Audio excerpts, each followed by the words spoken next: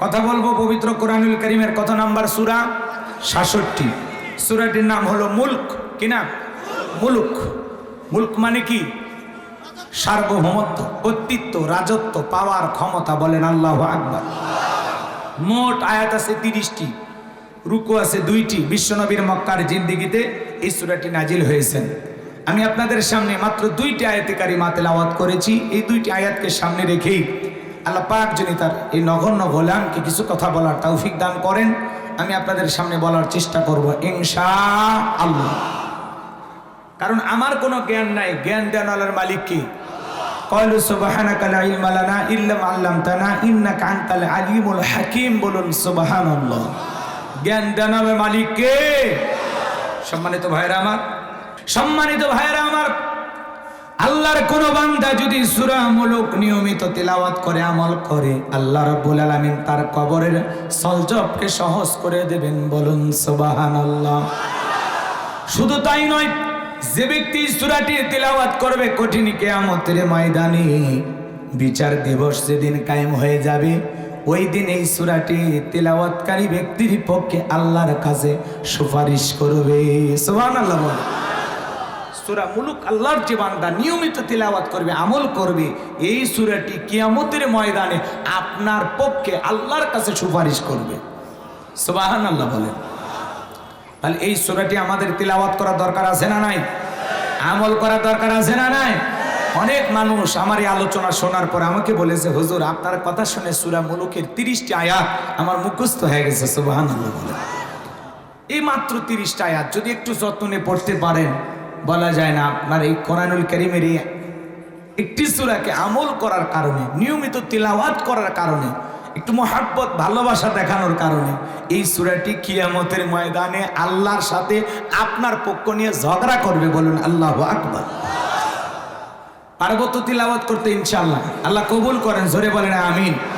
জবান ছেড়ে সবাই একটু মহাব্বতে আমার সাথে তিলাওয়াত করুন।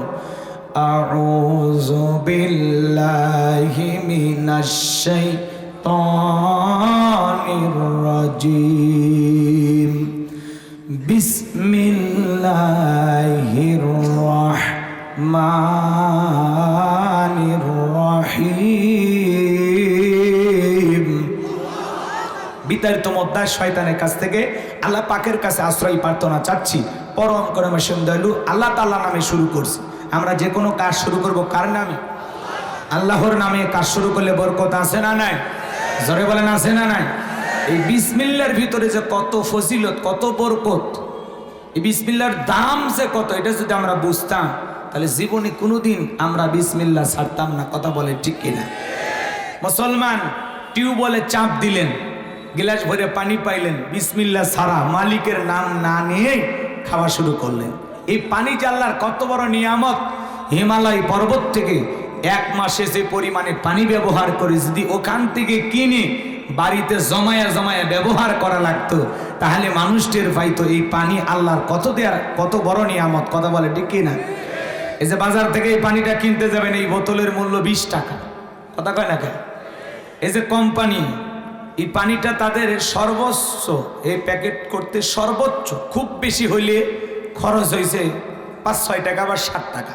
কয় টাকা? মানে 7 টাকার বেশি খরচ হয় নাই এই পানিটা। আর আপনার কাছে বিক্রি করতেছে কত? 20 টাকা। হাফ লিটার পানি আপনার কাছে 20 টাকায় বিক্রি করতেছে। কথা কয় না কে? রাগ করেছেন আপনারা? যারা কিনে খায় তারা টের পায়। তো এই জন্য আল্লাহ তাআলার প্রশংসা, কৃতজ্ঞতা যদি আপনি আমি আদায় না করতে পারি, তাহলে আল্লাহর প্রিয় গোলাম আমরা হতে পারবো না। কথা বলেন ঠিক কি না? তাহলে উঠতে বসতে সব সময় জীবনের যে কোনো কাজের শুরুতে বিসমিল্লাহ পড়ার দরকার আছে না নাই? আল্লাহর নাম নিয়ে যে কাজ শুরু করবো সেই কাজের ভিতরে কল্যাণ দেবেন কে? বরকত দেবেন কে?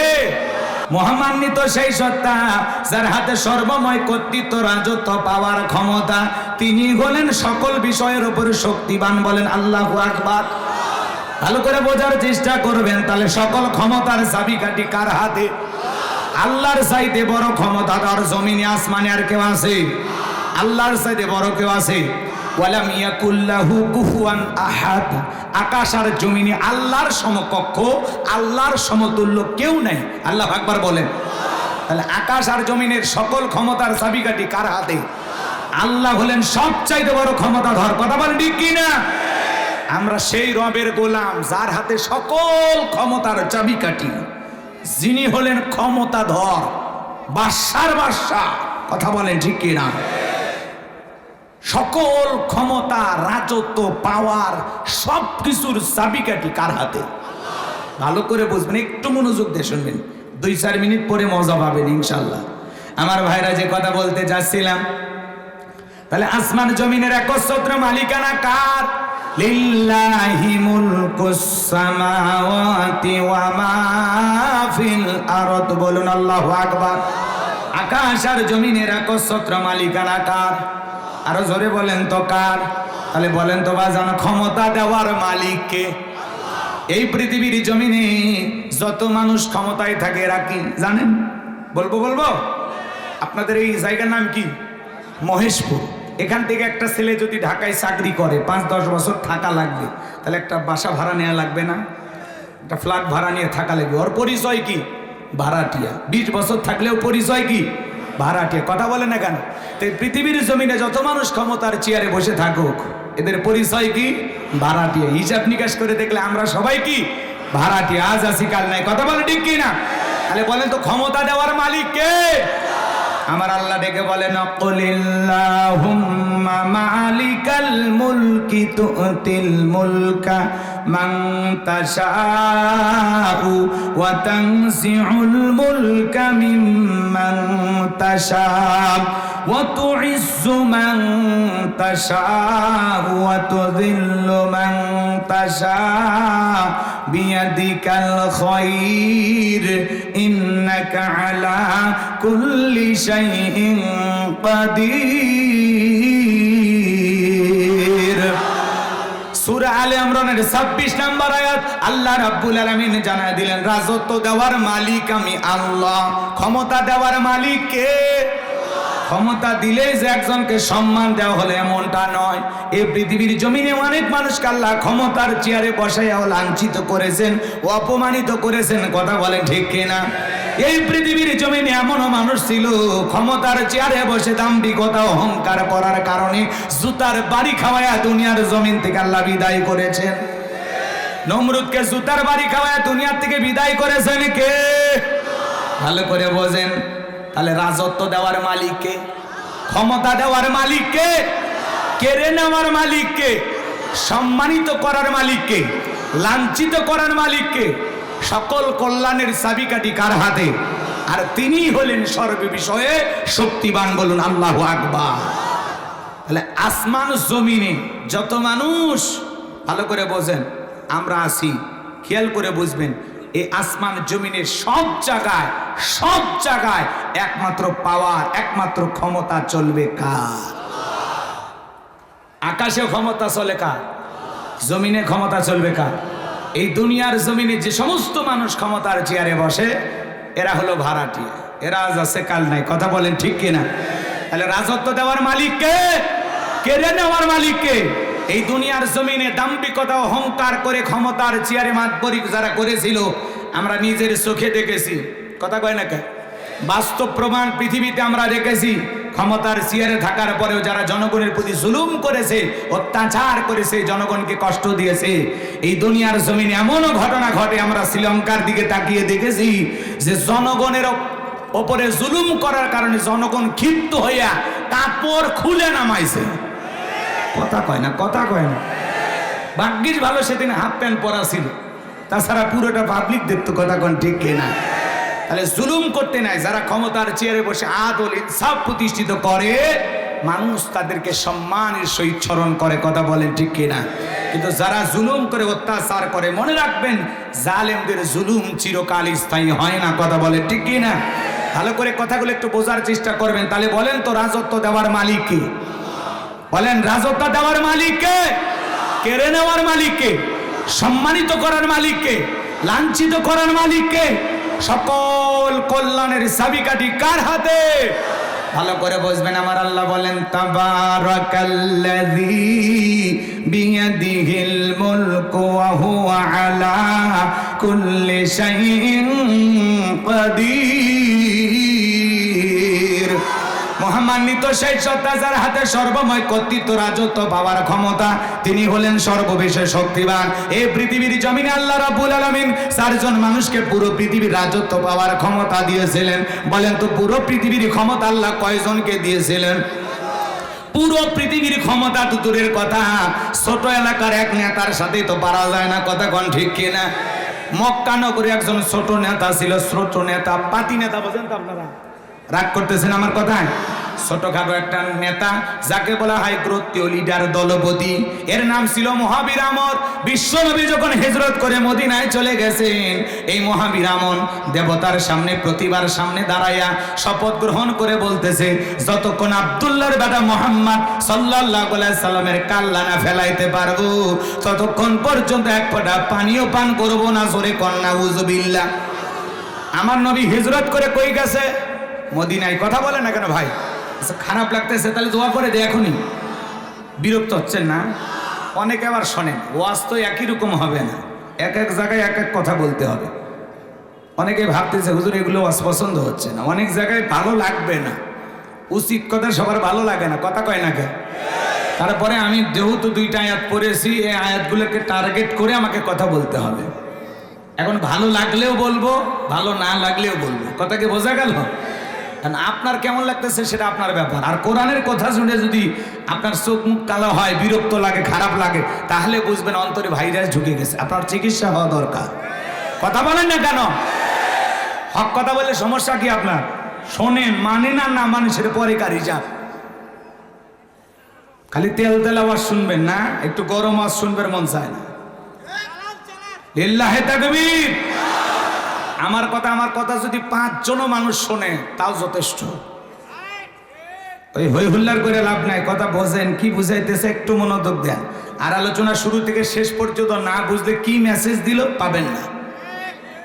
আটঘাট একটু বেঁধে নেই। কথা কি বোঝা গেল? আমার ভাইরা সামনের দিকে যায়, যে কথা বলতে চাচ্ছিলাম, এই মহাবীর আমর প্রতিমার সামনে দাঁড়ায় শপথ গ্রহণ করলো, বিশ্ব নবীর দেহ থেকে কাল্লাটা ফেলাই দেবে। আমার নবীর কাল্লা ফেলাইতে যায়, আমার নবীকে পাকা টানে মই দিয়েছে। ওর বাড়িতে চুরি ডাকাতি করতে গেছে। নবীজির অপরাধ কি? ওই কাফেরদের কাছে রসুলের অপরাধ হলো কি জানেন? রসুল কালেমার দাওয়াত দেন, কোরআনের প্রচার প্রসার করে, এটাই হলো কাফেরদের সহ্য হয় না। কথা বলেন ঠিক কিনা? আল্লাহর পথে মানুষকে আহ্বান করে, এই দাওয়াত ওদের কাছে পছন্দ হয় না, এটাই তাদের কাছে অপরাধ মনে হয়। কথা বলেন ঠিক কিনা? গভীর মনোযোগ দিয়ে কথাগুলো শুনবেন মা জানবো। আমার বিশ্ব নবীর মাথা নেওয়ার ঘোষণা করে যখন মদিনার পথে রওনা করেছেন, আল্লাহ তাআলা এই সংবাদ রসুলের কানে পৌঁছায়া দিলেন। আমার নবীজি কথাটা শোনার পর টেনশনে পড়ে গেলেন, কি করা যায়? সাহাবায়ে কেরামদেরকে ডেকে বলেন, আমার সাহাবীরা মক্কার মহাবীর আমর আমার মাথা নেওয়ার জন্য রওনা করেছে, তোমরাই বলো কি করা যায়। বিশ্বনবীর প্রিয় সাহাবী হযরত ওসমান রাদিয়াল্লাহু তাআলা ডেকে বলেন, নবী গো, আপনি আল্লাহর এত বড় নবী, আপনি আল্লাহ তাআলার কাছে দোয়া করেন, ওই মক্কার মহাবীর আমর আপনার কাছে পৌঁছার আগে ওর হাত পা যেন আল্লাহ প্যারালাইজ করে দেয়, ও যেন আপনার কাছ পর্যন্ত পৌঁছাইতে পারে না। হযরত ওসমানের কথা শুনে বিশ্বনবী আসমানের দিকে হাত তুলে ধরলেন, আল্লাহর কাছে মুনাজাত করতেছেন, আল্লাহ ওই মক্কার মহাবীর আমর আমার মাথা নেওয়ার জন্য রওনা করেছে, আমার কাছে পৌঁছার আগে ওরা হাত পা শুধু এতটুকু বলেছেন। আমার আল্লাহ আসমান থেকে ডেকে বলে, জিবরাইল আর করিস না দেরি, বিশ্ব নবীকে জানায় দাও তাড়াতাড়ি, আমি আল্লাহ পাক শুধু 2 হাত দোয়া করার জন্য দেই নাই, মাঝে মাঝে জালেম আর বেঈমানদেরকে সাইজ করার জন্য 2 হাতে লাঠিও তুলে নেওয়া লাগবে। বলেন আল্লাহু আকবার। জিবরাইল এসে বলে, নবী দোয়া কবুল হবে না, হাত নামান। বিশ্ব নবী তখন হাত মুখে না নিয়ে হাঁটুর উপরে রেখে দিলেন। আমরা অনেকে মোনাজাত করি, দোয়া করার সময় দেখবেন কিরকম দড়ি বাঁকায়, আছে না নাই? আবার অনেকে দোয়া করার সময় দেখবেন এরকম পেশার মাপে, আছে না নাই? মুনাজাত করার সময় আবার কেউ দেখবেন চুপচাপ এইভাবে থাকে। আবার যুবকেরা হেভি সালাত, হুজুর দোয়া করতে আছে ও মুনাজাত মানে হাত তুলে থাকে না, চুপচাপ বসে থাকে। হুজুর যখন বলে আমিন তখন বলে আমিন। হুজুর আজকের মুনাজাত সেই হয়েছে, ও কিন্তু দোয়াই ধরেনি। কথা কন ঠিক কি না?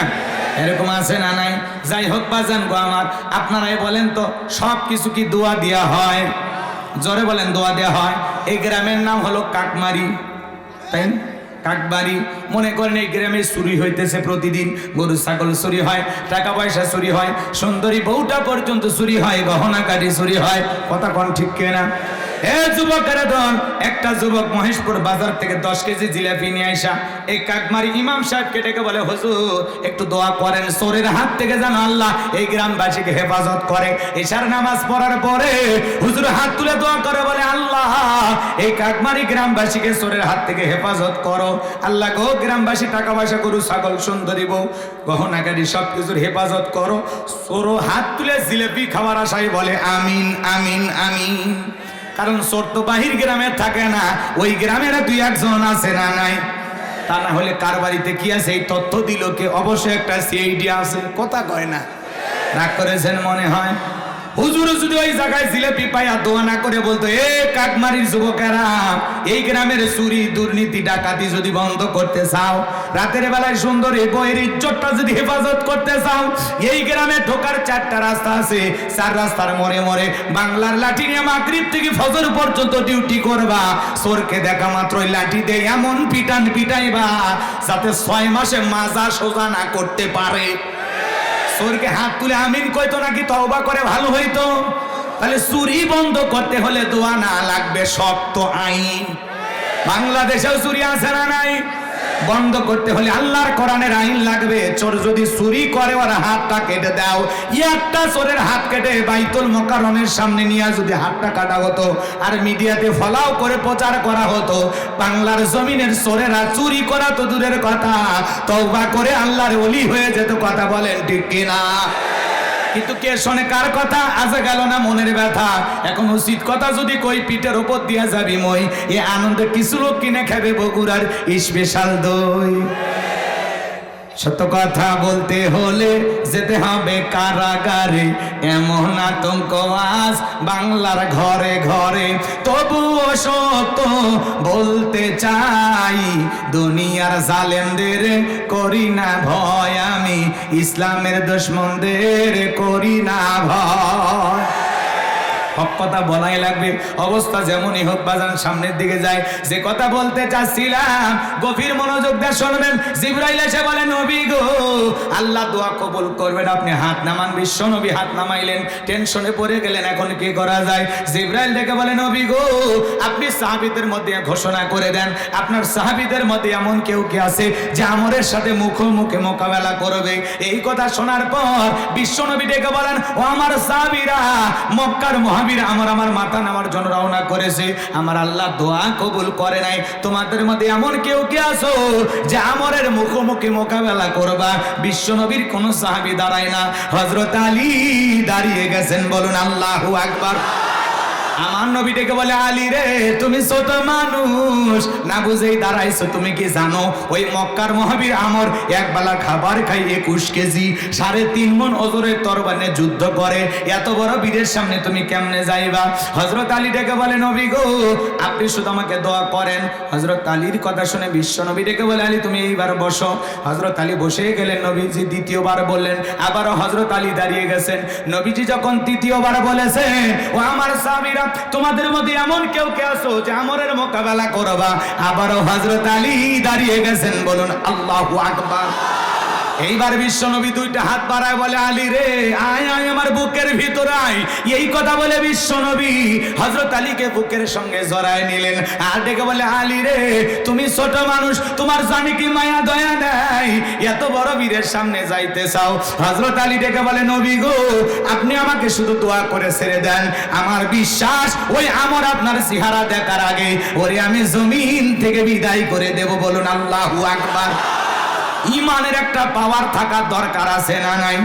যে ইমান প্রয়োজনে জ্বলে ওঠে না, যে ইমান সত্য ন্যায়ের কথা বলে না, যে ইমান অন্তরে নাই, যে ইমান অন্তরে নাই, মুখে ফোটায় কথার কলি, কিভাবে তারে বলো ইমান বলি, কিভাবে তারে বলো ইমান বলি।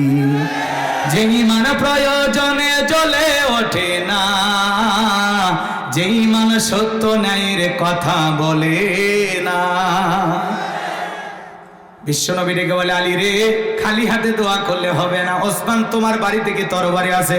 হযরত ওসমান ডেকে বলে, নবী গো, আমার বাড়িতে একটা তরবারি আছে, 27 ইঞ্চি লম্বা। জোরে বলুন মারহাবা। এখন তো তরবারি কথা শুনলেই বলবে জঙ্গি। কথা কয় না, কথা কয় না। ছোট্ট একটা উদাহরণ দেই, মন জান খারাপ করিয়েন না। আপনাদের মনে করেন ঝিনাইদহ শহর আছে না নাই? এখানে বাজান অনেক কোটিপতি মানুষ বসবাস করে, 10 তলা 20 তলা বিল্ডিং এর উপরে। কথা কোন ঠিক কিনা? মনে করেন এই ঝিনাইদহ শহরে একটা দাওরা হাদিস মাদ্রাসা আছে। হুজুর কুরবানি ঈদের আগে বলতেছে, বাবা এই ঈদের ছুটিতে তোমরা বাড়িতে না যাইয়া যদি কয়েকজন যুবক থাইকা এই বড় লোকদের কোটিপতিদের একটু গরু ছাগল জবাই করে দিতা, বিনিময়ে নগদ কিছু হাদিয়াও পাইতা, জবাই করে দেওয়ার বিনিময়ে, আবার পাশাপাশি চামড়াটা মাদ্রাসায় দিত। কথা কোন ঠিক কিনা? যদিও চামড়ার দাম কমায় দিয়েছে ওরা সিন্ডিকেটের মাধ্যমে। আগের গরুর চামড়া 2 লাখ 3 লাখ টাকার গরুর চামড়া 4000 5000 টাকা বিক্রি হইতো, আর এখন গরুর দাম 3 লাখ, চামড়ার দাম 250 টাকা মাত্র। আর খাসির চামড়া তো নেয় না, ওটা রাস্তা ফেলে দেওয়া লাগে। কথা কোন ঠিক কিনা? ওরা সিন্ডিকেটের মাধ্যমে চামড়ার দাম কমাইছে। 500 টাকার জুতো এখন 3000 টাকা, আর আগেকার 4-5 হাজার টাকার গরুর চামড়া এখন 200 টাকা 300 টাকা 400 টাকা। কথা বলে ঠিক কিনা? ওরা মনে করেছিল চামড়ার দাম কমাইয়া দেশের মাদ্রাসা বন্ধ করে দিবে, কিন্তু না। যতই সিন্ডিকেটের মাধ্যমে চামড়ার দাম কমাইয়া মাদ্রাসা বন্ধ করার ষড়যন্ত্র করো, মনে রাখবা এদেশের মুসলমানের পকেটে পকেটে আল্লাহ মাদ্রাসা চালানোর জন্য টাকা রেডি করে রেখেছে। আগের তুলনায় মাদ্রাসা কমাইছে না বেড়েছে? ষড়যন্ত্র করে মাদ্রাসা বন্ধ করা যাবে? আমার ভাইরা সামনের দিকে যায়, যে কথা বলতে চাচ্ছিলাম, এবার 80টা ছেলে হাত তুলে ওয়াদা দিলে, হুজুর এই ঈদের ছুটিতে আমরা বাড়িতে যাব না, ধনীদের কুরবানি জবাই করে চামড়া কালেকশন করে তারপরে বাড়িতে যাব। হুজুর এবার বলতেছে, বাবা খালি হাতে তো জবাই করা যাবে না, জবাই করতে গেলে কি লাগে? ছুরি। আপনারা ছুরি বলেন? ছুরি, সোরা, চাকু, অনেক জায়গায় অনেকটা বলে ছুরি। ঠিক আছে, 80টা ছুরি কামারের কাছে অর্ডার দিয়া এইবার কুরবানির আগের দিনে হুজুর বলতেছে, বাবা কে কোন ছুরিটা নিবা নিয়ে একটু কি দাও। আপনারা কি বলেন? শান দেওয়া, ধার দেওয়া, তাই না? দেয় না, দেয় না? বালু টালু নিয়ে বসে যায় মুরব্বী চাচা লঙ্গি তুলে, কথা কয় না গে? হ্যাঁ, ধার দিতেছে, এরকম ধার দিতেছে। এলাকা একটা তেলতেলা গোয়েন্দার বিশ্ব বাটপার, তাকায় দেখে মাদ্রাসার মধ্যে বাচ্চা কাচ্চা ছুরি নিয়ে কি করে ধার দেয়। এই দৃশ্য দেখা ঝিনাইদহ থানায় গিয়ে ওসি সাহেবকে খবর দিয়ে বলে, ওসি সাহেব অমুক মাদ্রাসায় জঙ্গিদের বিশাল আস্তানা, বিশাল ঘাঁটি, অস্ত্রে ঝনঝনে ট্রেনিং চলতেছে, আমি নিজের চোখে দেখে আসছি। করছে তাই নাকি? বলে হ্যাঁ।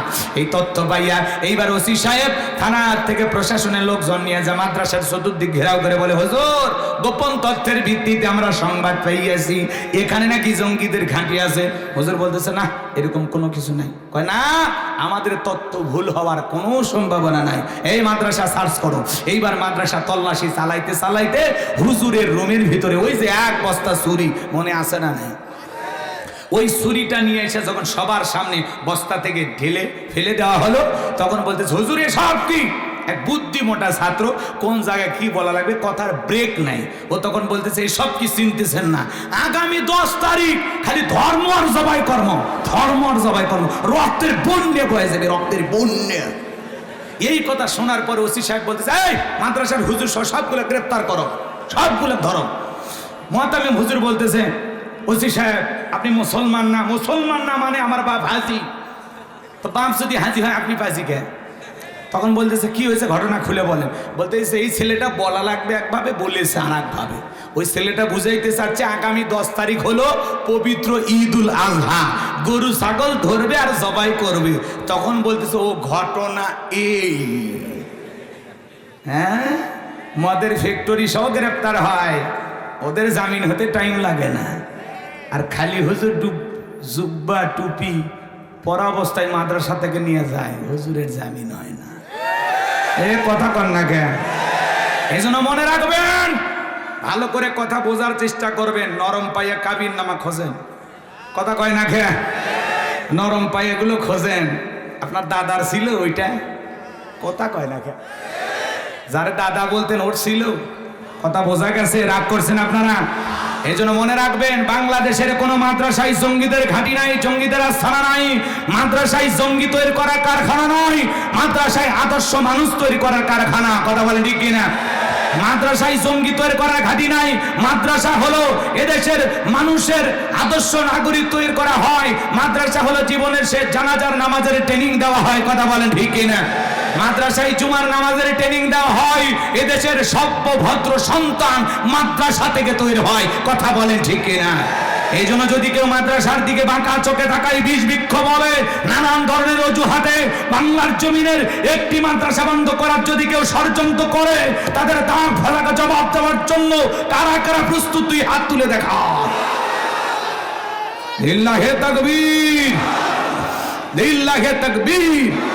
হাত নামান, আল্লাহ কবুল করেন। জোরে বলেন আমিন। কষ্ট পাইছেন মনে হয়। সামনের দিকে যাই বাজান গো আমার। হযরত ওসমান তরবারি এনে দেওয়ার পরে বিশ্বনবী এইবার হযরত আলীর হাতে তরবারি ধরা দিলেন। হযরত আলী তরবারি পায়ে মারছে দৌড়, দৌড়াইতে দৌড়াইতে দৌড়াইতে আমরের মুখোমুখি হয়ে গেছে। বলুন আল্লাহু আকবার। এইবার আমর ডেকে বলে, কিরে পিচ্চি আলী, তুই কেন আমার সামনে? হযরত আলী বলে, পিচ্চি নাকি পরে বুঝাইতেছি। আল্লাহু আকবার বলেন। কথায় আছে ছোট মরিচের ঝাল বেশি, কথা কয় না ছোট মরিচের ঝাল বেশি। হযরত আলী এবার তরবারিটা নিয়া দাগ টানতেছেন আর একটা দোয়া পড়তেছেন। এই দোয়া পড়ে বাড়ির চতুর্দিকে যদি ফু দিতে পারেন, বড় বড় দুর্ঘটনার হাত থেকে আল্লাহ আপনার পরিবারের সবাইকে হেফাজত করবেন। জোরে বলুন আমিন। কি সেই দোয়া শুনবেন? একটু অপেক্ষা করেন। হযরত আলী দোয়া পড়তেছেন। দাগটা না বোঝেন তো? দাগটা না বোঝেন না? এরকম তরবারি দিয়ে দাগ দিতেছেন, দাগ দাগ। এরকম দাগ দেওয়ার পরে আটটা দেওয়ার পরে তরবারিটা উঁচু করে ডেকে বলে, এই কাফেরের বেটা, তোর যদি সাহস থাকে দাগটা পার হইয়া রাসূলের কাল্লা নিতে যায়, এ আয় আয়, দাগটা পার হয়ে দেখ, আয়। আল্লাহু আকবার বলেন। কি বলছে? তরবারিটা উঁচু করে বলতেছে, এই কাফেরের বেটা, তোর সাহস যদি থাকে খালি দাগটা পার হয়ে দেখায়, এ আয়, খেলা হবে, আয় আয়। আল্লাহু আকবার বলেন। বাড়িওয়ালা ল্যাংরা, দুই পা নাই, ল্যাংরা, কিন্তু বাড়িতে চোর ঢুকতেছে। যদি টের পাই, কিছু না পারুক, ওই বাড়িওয়ালা যদি খালি জবান দিয়ে আওয়াজ দেয়, টেরে, চোর থাকবি না, ভাগে দৌড় মারবি। একটা আওয়াজেই অনেক কিছু ঘটে। কথা মানে ঠিক কিনা? আপনার শরীরও চোর থাকা না থাক, মুখও চোর থাকা লাগবে। আপনি খালি যদি আওয়াজ দিতে পারেন, অনেক কিছু ঘটে যাবে। কথা কোন ঠিক না? হযরত আলী যখন বলতেছে, এই কাফেরের বেটা, তোর সাহস যদি থাকে খালি দাগটা পার হয়ে যান, এ আয়, রাসূলের কাল্লা নিবি না, আয় আয় আয়। আল্লাহু আকবার বল। হযরত আলী আর আমর বাজা বাজা ভাব, পুরো ঘটনাটা শুনবেন। কারা কারা একটু হাত তোলেন তো দেখি। লিল্লাহি তাকবীর। হাত নামান বাজান গো আমার। আমার আল্লাহ রাব্বুল আলামিন বলেন, তাবারাকাল্লাযী বিয়াদিহিল মুলকু ওয়া হুয়া আলা কুল্লি শাইইন কাদির। মহামান্বিত সেই সত্তা যার হাতে সর্বময় কর্তৃত্ব, রাজত্ব পাওয়ার ক্ষমতা, তিনি হলেন সর্ববিষয়ে শক্তিবান। বলুন আল্লাহু আকবার। এই পৃথিবীর জমিনে আমার আল্লাহ রাব্বুল আলামিন চারজন মানুষকে পাওয়ার রাজত্ব ক্ষমতা দিয়েছিলেন। এর মধ্যে হলো দুইজন ইমানদার। ভাই সমস্যা বারবার কানে কানে, কি সমস্যা? হ্যাঁ ভাই, কি সমস্যা? এতবার মঞ্চে ওঠে নামে, কিছু কিছু না, কিছু হচ্ছে, ভয় পাচ্ছেন আপনারা? আচ্ছা, আমরা কোনো কিছু বলতেছি, যাই হোক, এরকম কানা ঘোষা করলে যে মঞ্চে কানে কানে কথা বলে দেখতে খারাপ দেখা। কিছু বলার থাকলে ওই লোক ইশারা দিয়ে তুলে নিয়ে যা গল্প করেন, কষ্ট পাইন না। এদিক খেয়াল করেন বাজান, পুরো পৃথিবীর ক্ষমতা আল্লাহ কয়জনকে দিয়েছিলেন? 4টা আঙ্গুল তুলে বলেন তো কয়জন? আরো জোরে বলেন। এই 4 জনের মধ্যে 2 জন হলো ইমানদার আর 2 জন হলো কাফের। 2 জন ইমানদারের মধ্যে একজন হলো নবী, নাম হলো সুলাইমান। বলুন আল্লাহু আকবার। নবী সুলাইমান আলাইহিস সালামকে আল্লাহ রাব্বুল আলামিন পুরো পৃথিবীর রাজত্ব পাওয়ার ক্ষমতা দিয়েছিলেন। আল্লাহর পয়গাম্বরকে আল্লাহ রাব্বুল আলামিন একটা তত্ত্বের সিংহাসন দিয়েছিলেন। পয়গাম্বর যখন এই সিংহাসন নিয়ে যেই জমিনের উপর দিয়ে উড়ে উড়ে পথ চলতো, ওই তত্ত্বে যেই দিক দিয়ে উড়ে যাইতো, নবী সুলাইমানের সিংহাসন যেই পথ দিয়ে যাইতো, যে রাস্তা দিয়ে যাইতো, ওই রাস্তার নিচে স্বর্ণের খনি পাওয়া যাইতো, তেলের খনি পাওয়া যাইতো। পয়গাম্বরের তত্ত্বটা যদি ফসলের জমির উপর দিয়ে উড়ে যায়, ফসল বৃদ্ধি পায়। বলুন আল্লাহু আকবার। তাহলে নবী সুলাইমান আলাইহিস সালাম যেই দিক দিয়ে তার সিংহাসন নিয়ে যায় ওই দিক দিয়ে তেলের খনি, স্বর্ণের খনি, ফসলে বরকত। আর ওনারা যদি যায় বরকত না গজব? কথা কয় না কে? আছে কথা বোঝেন? বোঝেন? ভালো করে বোঝার চেষ্টা করবেন। নবী সুলাইমান আলাইহিস সালামকে আল্লাহ রাব্বুল আলামিন পুরো পৃথিবীর রাজত্ব পাওয়ার ক্ষমতা দিয়েছিলেন। নবী সুলাইমানের রাজত্বের পুরো ঘটনাটা যদি আপনাদের সামনে উপস্থাপন করতে চাই 2-3 ঘন্টা বলেও শেষ করা যাবে না, কিন্তু আমার একটা টার্গেট আছে, সেই জায়গায় যেতে হবে। আজকে আমি এই প্রসঙ্গে কথা বলতে চাই না। তাহলে 1 নাম্বার, নবী সুলাইমান আলাইহিস সালামকে আল্লাহ পাক পুরো পৃথিবীর রাজত্ব পাওয়ার ক্ষমতা দিয়েছিলেন। আর 2 নাম্বার হলো বাদশা জুলকারনাইন, যাকে আল্লাহ রাব্বুল আলামিন সূর্য উদয় হইতে সূর্য অস্তগামী পর্যন্ত, পূর্ব থেকে পশ্চিম পর্যন্ত পুরোটা পৃথিবী জীবন দশা আল্লাহ তাআলা থেকে সফর করিয়েছিলেন। এই পৃথিবীর জমিনে 1 নয় 2 নয় 1600 বছর হায়াত দিয়েছিলেন। বলুন আল্লাহু আকবার। এই পৃথিবী প্রচার করে নাই, সারা জীবন মানবতার কল্যাণে, মানুষের কল্যাণে, ইসলামের কল্যাণে কাটিয়ে দিয়েছিলেন। বলুন আল্লাহু আকবার। 2 জন কাফেরকে আল্লাহ রাব্বুল আলামিন পুরো পৃথিবীর রাজত্ব পাওয়ার ক্ষমতা দিয়েছিলেন। এর মধ্যে 1 নাম্বার কাফের নাম হলো বাদশা বখতেনাসর। জোরে বলেন কিনা? বাদশা বখতেনাসরকে আল্লাহ রাব্বুল আলামিন পুরো পৃথিবীর রাজত্ব পাওয়ার ক্ষমতা দিয়েছিলেন। ওই সময় আল্লাহ রাব্বুল আলামিন একজন পয়গম্বরকে পাঠিয়েছিলেন, সেই নবীর নাম ছিল দানিয়েল। বলুন আল্লাহু আকবার। নবী দানিয়েল সাল্লাম তার বনি ইসরাইলের উম্মতদেরকে ডেকে বলেন, ইয়া বনি ইসরাঈল আযকুরু নি'মাতিয়াল্লাতী আন'আমতু আলাইকুম ওয়া আন্নী ফাদ্দালতুকুম আলাল আলামিন।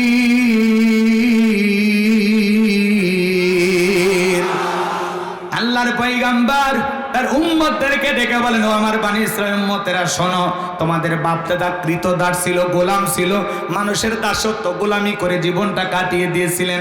সেখান থেকে আল্লাহ পাক তোমাদেরকে মুক্ত করেছেন, আজাদ করে দিয়েছেন, তোমাদেরকে সুখী বানিয়েছেন, তোমাদের একটা স্বাধীন জীবন দিয়েছেন। বিদায় আল্লাহর ইবাদত করো, গাছের পূজা করো না, মাছের পূজা করো না, চন্দ্রের পূজা করো না, এক আল্লাহর ইবাদত করো। পয়গম্বর সুন্দর করে গুছিয়ে গুছিয়ে কথা বলে তাদেরকে দাওয়াত দেন। ওরা তখন ডেকে বলেন, নবী পুরান দিনের গল্প শোনায় লাভ নাই, বাপ দাদা কি করেছিল ওইটা আমরা জানতে চাই না। আমরা সুখে আছি, ভালো আছি, স্ত্রী আছে, সন্তান আছে, টাকা পয়সা আছে, কোনো কিছুর অভাব নাই। এক আল্লাহর ইবাদত করার সময় আমাদের হাতে নাই। চিৎকার মেরে বলুন নাউজুবিল্লাহ। পয়গম্বর দিনে দাওয়াত দেয়, রাতে দাওয়াত দেয়, কিন্তু বনি ইসরাইলের উম্মতেরা কোনো মতেই দাওয়াত গ্রহণ করে না। মনে রাখবেন, এই বনি ইসরাইলের উম্মতেরা ছিল সব চাইতে বেশি ঠেটা। ঠেটা বোঝেন তো?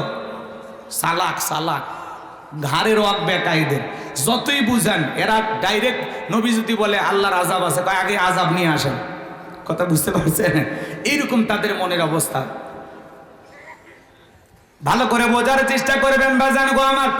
আল্লাহর পয়গম্বর তাদেরকে দিনে দাওয়াত দেয়, রাতে দাওয়াত দেয়, কোনো মতেই তারা দাওয়াত গ্রহণ করে না। দিনের পর দিন কেটে যায়, মাসের পর মাস কেটে যায়, বছরের পর বছর কেটে যায়।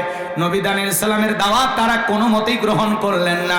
পরিশেষে আল্লাহর পয়গম্বর ডেকে বলে, শোনো, কোন কওমের মানুষ, কোন জাতির মানুষ যদি দাম্ভিকতা করে, অহংকার করে, এক আল্লাহর ইবাদত না করে, ওই কওমের উপরে, ওই জাতির উপরে আল্লাহ রাব্বুল আলামিন 2 ধরনের আযাব আর গজব পাঠায়। 1 নাম্বার হলো আসমান জমিনের আযাব গজবতে আল্লাহ পাক ওই জাতিকে ধ্বংস করে দেয়, আর না হয় তাদের ভাগ্যে জালেম শাসক পাঠায় দেয়। এখনো সময় আছে, এক আল্লাহর ইবাদত করো না। পয়গম্বরের কথা শুনে যখন তারা কোনো মতেই দাওয়াত গ্রহণ করলো না, পয়গম্বরের কথাকে কর্ণপাত করলো না, তখন আল্লাহ রাব্বুল আলামিন ওই বনি ইসরাইলের উম্মতের উপরে বাদশা বখতেনাসরকে চাপায়া দিলেন। বাদশা বখতেনাসর ক্ষমতার চেয়ারে বসার পর হাজার হাজার নিরপরাধ মানুষকে জেলখানায় বন্দী করলো। হাজার হাজার মানুষের বাড়িতে ছিনতাই হলো, বাজান গো আমার লুটপাট হলো, হাজার হাজার মানুষের ক্ষয়ক্ষতি হলো। নবী দানিয়েল সাল্লাম সহ তার ৭০,০০০ উম্মতকে জেলখানায় বন্দী করলো। এখন নবী মানুষ জেলখানায়, কোন জায়গায়? আরো জোরে বলেন, ভালো করে বুঝবেন বাজান গো আমার। এই দুনিয়ার জমিনে যারা ভালো কাজ করে, হকের পথে মানুষকে দাওয়াত দেয়, ভালো কাজ করতে গেলে সমাজে সেই সনদের মানুষের কেউ বিপদ আপদ মুসিবত আসে না নাই? জোরে বলেন, আছে না নাই? ভালো করে বোঝার চেষ্টা করবেন। আমি গুনাহগার, আপনাদের উদ্দেশ্যে যে কথাটা বলতে চাই গভীর মনোযোগ দিয়ে শুনবেন। বাদশা বক্তে নাসরে জেলখানায়, আল্লাহর পয়গাম্বারও বন্দী। রাগ করতেছেন? আল্লাহ যদি কাউকে সম্মান দেয়, জেলখানায় বন্দী থাকায় অবস্থাও দিতে পারে কিনা? এই যে পাকিস্তানের সাবেক প্রধানমন্ত্রী ইমরান খান, কথা কোন ঠিক কি না? জেলখানায় আছে, নানান মামলায় তাকে জেলখানায় ঢুকানো হয়েছে। আজকে আবার যখন বলে দেখতেছে ইমরান খানের প্রার্থীদের রাজনৈতিকভাবে রেজাল্টটা খুবই ভালো, জয়ী হওয়ার সম্ভাবনা আছে, একদিনে 14 মামলা থেকে জামিন দিয়ে দিস। কথা কয় না খে? এই বেচারের উপরে অনেক নির্যাতন করা হচ্ছে, কথা কন ঠিক কিনা? যিনি বর্তমানে আছেন তার চাইতে কিন্তু ইমরান খান হাজার গুণে ভালো, কথা কন ঠিক কিনা? বলা যায় না, জেলখানা থেকে বীরের বেশি আল্লাহ তাআলা তাকে বের করে পাকিস্তানের আবারও প্রধানমন্ত্রী বানায় দিতে পারে, কথা বলে ঠিক কিনা? ইমরান খান। চলুন বাজান, আমি সব কথা আপনাদের উদ্দেশ্যে বলতে চাই না, মন খারাপ করবেন হয়তো বা আপনারা। সামনের দিকে যাই, যে কথা বলতে চাচ্ছিলাম গভীর মনোযোগ দিয়ে শুনবেন। আল্লাহ নবী তার উম্মতদেরকে ডেকে বলে, কই গেল তোমাদের সুন্দরী নারী, কই গেল ভালো থাকার দিন, কই গেল তোমাদের অহংকার?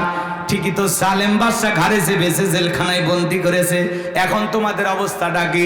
পয়গম্বর উম্মতরা ডেকে বলে, নবী গো, আপনার কথা যা দিবালোকের মতো সত্য হবে, এত তাড়াতাড়ি আপনার কথার রেজাল্ট আমরা পাবো, এটা তো আমরা কখনো ভাবি নাই। আপনার কথাই সত্য হয়ে গেছে নবী গো, যা করেছি অতীতে ভুল করেছি, এখন আমরা ভালো হতে চাই, এক আল্লাহর ইবাদত করতে চাই, আপনি যা বলবেন আজ থেকে আমরা তাই শুনবো। বলুন আল্লাহু আকবার। আল্লাহ নবী দানিয়েল ডেকে বলে, শোনো, যদি তোমরা সত্যি তওবা করে আল্লাহর পথে ফিরে আসতে চাও, তাহলে আজকে রাত 12টার পরে আমি যখন আল্লাহ বলে ডাক দেব, আমার সাথে তোমরা সবাই ঘুম থেকে জাগ্রত হয়ে আল্লাহ বলে ডাক দিবা। একমাত্র আল্লাহ তাআলাই পারেন আমাদেরকে বাদশা বক্তে নাসরের জেলখানা থেকে বের করে দিতে। নবী দানিয়েল সাল্লাম রাত 12টার পরে আল্লাহ বলে ডাক দিয়েছেন। একটু জবান ছেড়ে সবাই বলেন তো আল্লাহ, আর একটু জোরে বলেন আল্লাহ।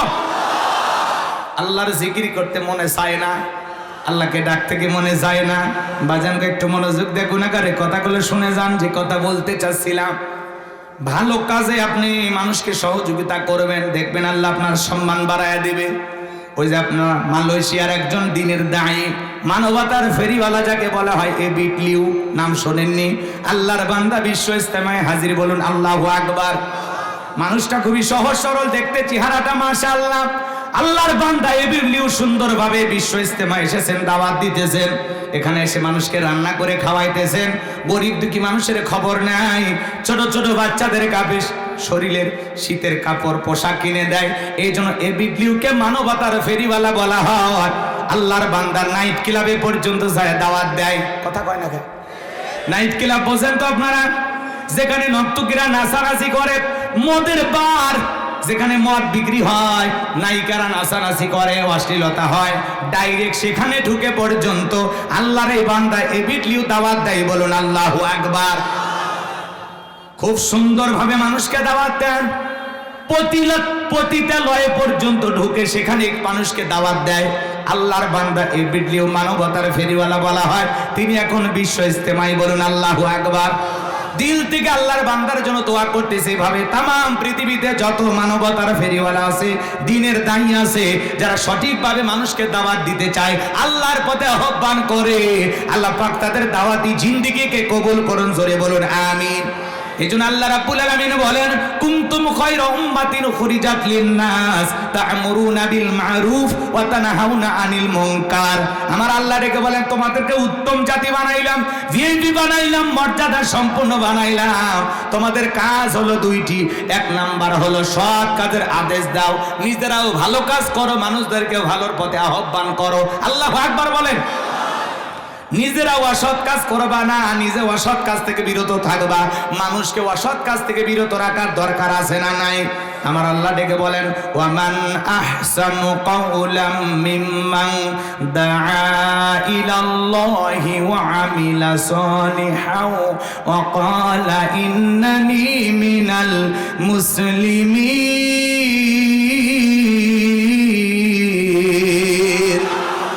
আমার আল্লাহ ডেকে বলেন তার কথার চাইতে আর কার কথা উত্তম হতে পারে, যে নিজেও ভালো কাজ করে, মানুষদেরকে ভালোর পথে আহ্বান করে এবং নিজেকে ঘোষণা করে আমি একজন আত্মসমর্পণকারী। কথা বলেন ঠিক কিনা? তাহলে নিজেও ভালো কাজ করবো, মানুষকে ভালো কাজে ডাকবো ইনশাআল্লাহ। তাহলে এ বিটলিও মানবতার ফেরিওয়ালা আল্লাহর এই গোলামের জন্য দিল থেকে তো আসে। কেমন মানুষ নিজের হাতে রান্না করে গরিবের মুখে খাবার তুলে দেয়, ছোট ছোট বাচ্চাদেরকে শীতের পোশাক কিনে দেয়, মানুষের সাথে মেশে, নাইট ক্লাবে দাওয়াত দেয়, প্রতিটা তল্লায় দাওয়াত দেয়। আল্লাহর বান্দা দাওয়াত দিতে তার কখনো কৃপণতা নাই।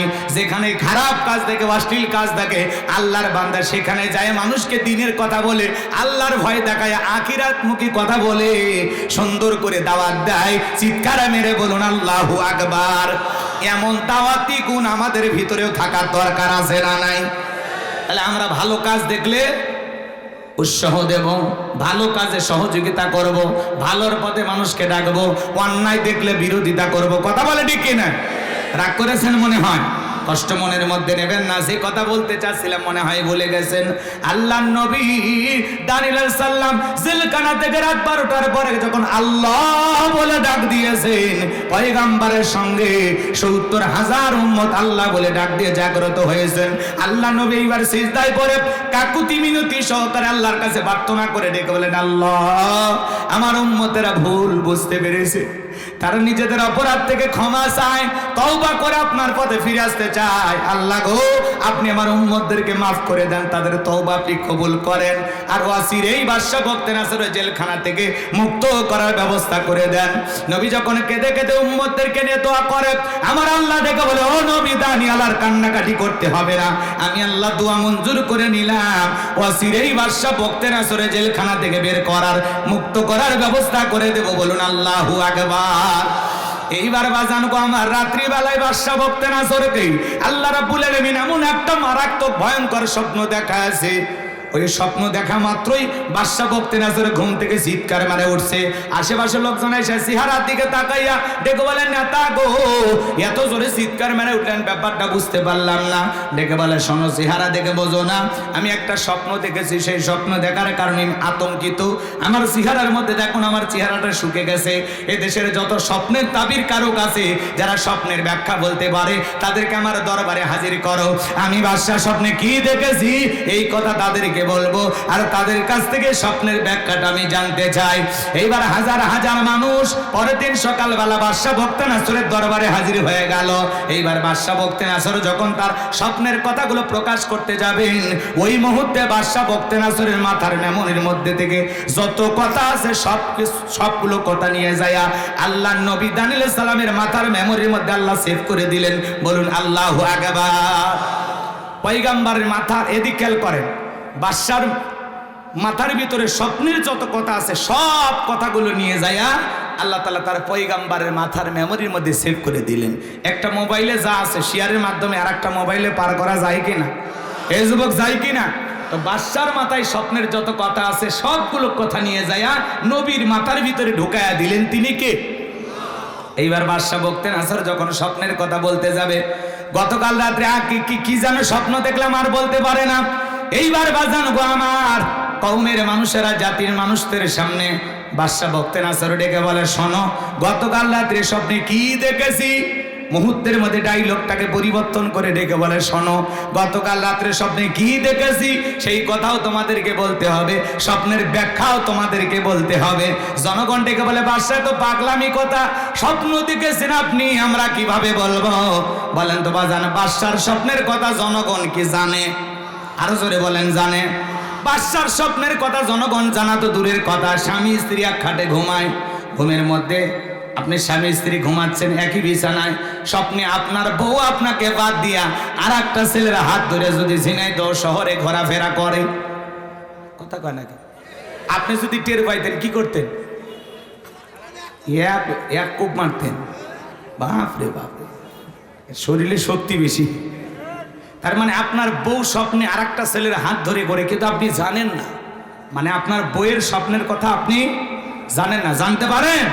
আবার আপনি আপনার বউকে বাদ দিয়ে আর একটা মেয়েকে নিয়ে পার্কে ঘোরাঘুরি করতেছেন, ফুচকা খাওয়াইতেছেন, কথা খায় না কে?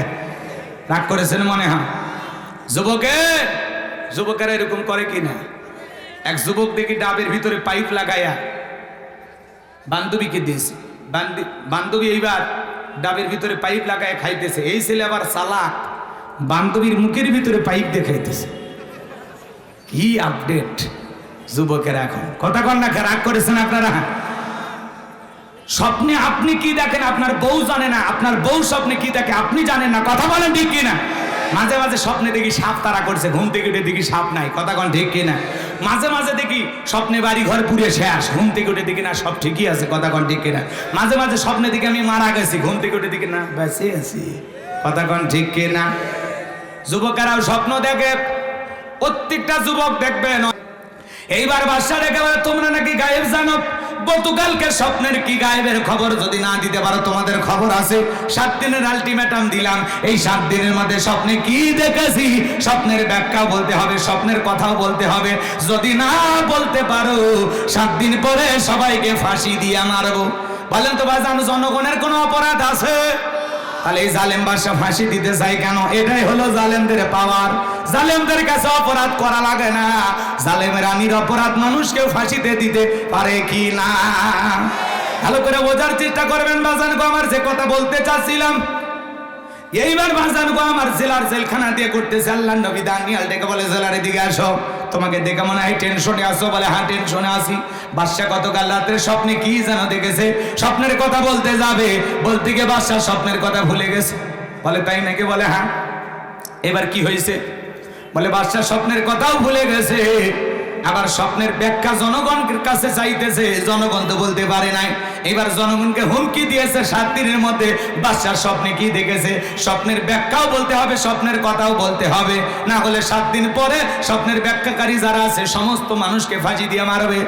এইবার আল্লাহর নবী দানিয়াল দেখে বলে, যাও তোমার বাদশার কানে খবর পৌঁছায় দাও, তোমার বাদশা স্বপ্নে কি দেখেছে সেই কথাও আমার জানা আছে, স্বপ্নের ব্যাখ্যাও আমার জানা আছে। বলুন আল্লাহু আকবার। এইবার বাজান গো আমার জেলার যা বাদশার কাছে সংবাদ পৌঁছায় দিল, জেলখানে একটা আসামি আছে যে আপনার স্বপ্নের কথাও জানে, স্বপ্নের ব্যাখ্যাও জানে। এইবার বাদশা বকতে না সরে ডেকে বলে, বাজান কই? বাজানকে আমার কাছে নিয়ে আসো। ঠেলার নাম বাবাজি। আল্লাহু আকবার বলেন। এবার জেলার যা বলে, বাদশা তোমাকে ডেকেছে। আল্লাহ নবী দানিয়াল ডেকে বলে, শোনো, আমার 70,000 উম্মতকে গ্রেফতার করা হয়েছে, ওদেরকে জেলখানা থেকে বের করে না দেওয়া পর্যন্ত আমি বের হব না। আমার 70,000 উম্মতকে আগে জেলখানা থেকে বের করে দাও, সবার শেষে আমি বের হব। বলুন আল্লাহু আকবার।